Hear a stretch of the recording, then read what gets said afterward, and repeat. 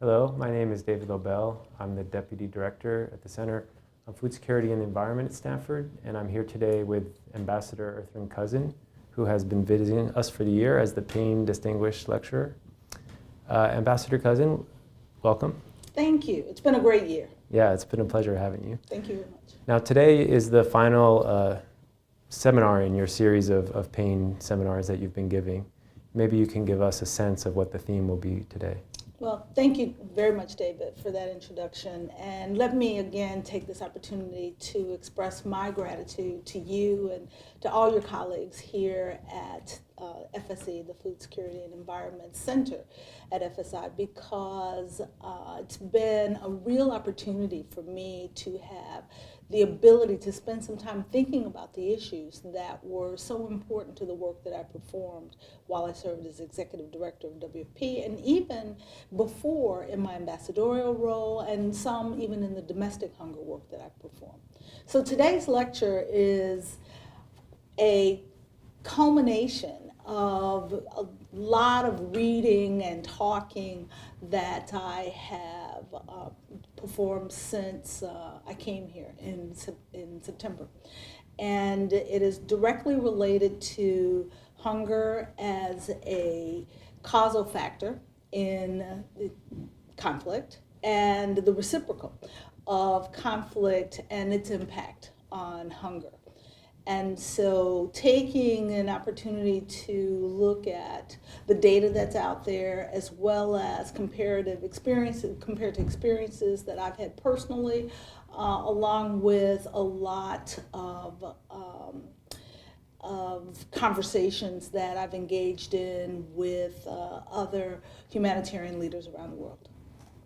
So one thing that I think underlies all of this is that an increasing fraction of the food insecure in the world are living in conflict-prone areas or areas experiencing conflict currently.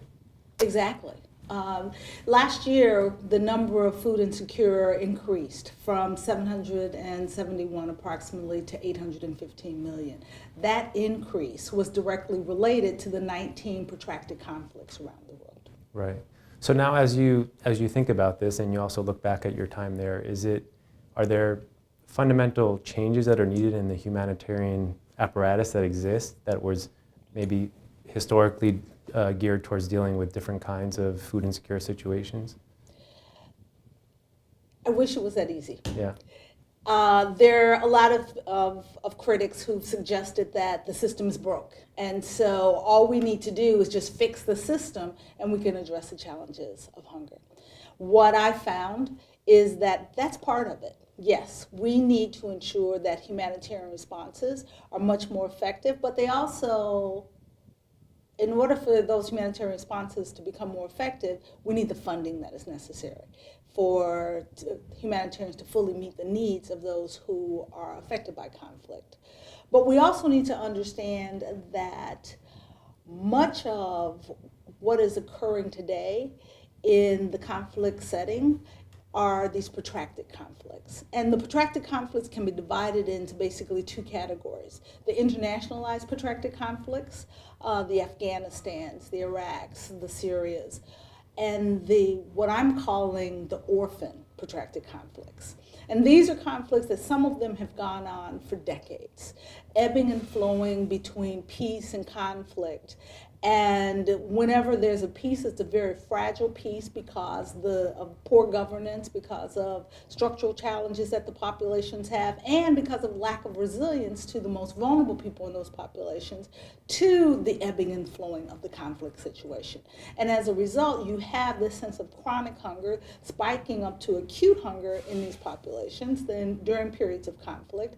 And so we can address the immediate hunger needs, but they will come back because we've done nothing to address either the peace challenge, the governance challenge, or the resilience challenge of the population. So as you think about causality going in both directions, are there any examples historically where you feel like improvements in food security have really led to improvements in the sort of conflict state or vice versa? It's interesting. When you have a short conflict, the humanitarians and the donors and the entire community comes together quite well to address the challenges of an affected population, returning that population to pre-conflict levels quite quickly. And a couple of examples of that are the Gaza Strip war in 2012, where it was a short conflict. We treated it in the humanitarian community as well as the donors, treated it much like they would a quick onset emergency, like a tsunami. And you come in, you do the work that's necessary. You quickly move from humanitarian back to recovery and then returning to the development activities, and the population recovers. We saw the same thing after the Kenya riots. And so we know when you have these short spans of time and you can bring in the right actors with the appropriate resources and the work that is necessary is performed, and you have governments that get involved, you make a difference in the lives of the affected populations that overcome that challenge of the conflict, as well as continue to build the resilience of the population. So as you think about protracted crises, especially these orphan crises that you mentioned, what do you think is the reason that these have played a bigger role in the sort of food insecurity situation? Is it just the successes we've had elsewhere in dealing with food insecurity, or is that these protracted crises have actually become more numerous or bigger or just more persistent over time? You can look at it from both sides. Yes, we've gotten better in addressing the challenges of food insecurity, building food systems that support vulnerable populations in countries where you have state governments that are creating the policies that are necessary to support the ability of smallholder farmers to begin to increase incomes and all the things that we talk about that create resilience in food security. We're making a difference. We witnessed that difference in the number of countries that were reduced hunger as a result, or during the Millennium Development Goals period, and we're seeing the same kinds of activities as you have countries around the world embracing the Sustainable Development Goals and the work that's necessary and investing the work that's required. But on the other side, you have these fragile countries that the majority of which are these orphan protracted conflicts that I talk about, that where you have fragile, limited peace and ongoing or cyclical crisis, a crisis of conflict over periods of time where we are not making progress. And in fact, because those conflicts have accelerated or increased over the past 5 or 10 years, in some cases, we are seeing an increase in hunger in those cases. So one of the things I've heard you talk about quite powerfully is climate change and the role of climate change in humanitarian problems. As you think through the protracted crises in your mind, how important do you think is the changing climate in underlying some of these?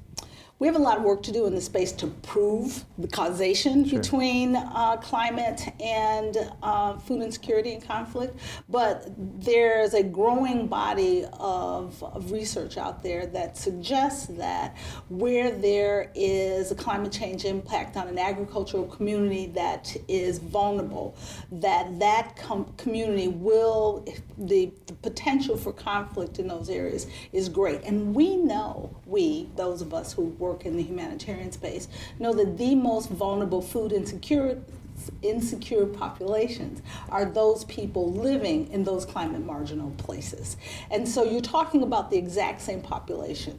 The vulnerable population that is hungry is also the population that is affected by climate, and that population is then that climate impact then drives those affected individuals into conflict or into instability. Mm-hmm.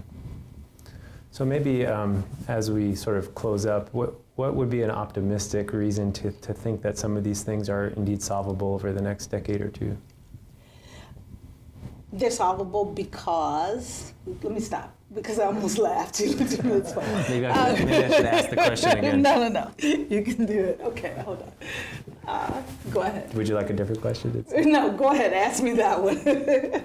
Go ahead. Maybe to end on a more positive note, I know you're an optimistic person by nature, and what are some of the reasons that you think these problems can be solved in the next decade or two?